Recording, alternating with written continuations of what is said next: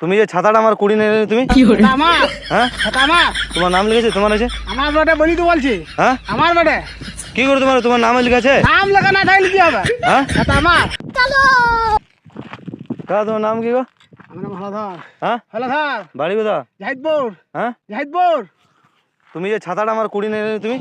আমার হ্যাঁ ছাতা আমার তোমার নাম লিখেছে তোমার আছে আমার বেটে বলি তো বলছি হ্যাঁ আমার বেটে কি করে তোমার নাম লিখেছে নাম লেখা না থাকলে কি হবে হ্যাঁ ছাতা আমার তুমি বলতে আমার হবে তাইলে তাই বললে হয় নাকি আমার বেটে আমি বলবো না আমার ওখানে পড়ে গেল ওখানে পড়ে গেলে বলি কি আমি শুনে নেবো নাকি হ্যাঁ পড়ে গেলে আমি শুনে তুমি নেবো কুড়ি নিলে বলছি পড়ে আমার তাই আছে বললে হয় হ্যাঁ তাই বললে হয় আমার ছাতা তো আমি জানি না না ছাতা কেন দেবো হ্যাঁ ছাতা কিসের জন্য দেবো আমার ছাতা তো দাও কোনো মতেই দেবো না ছাতা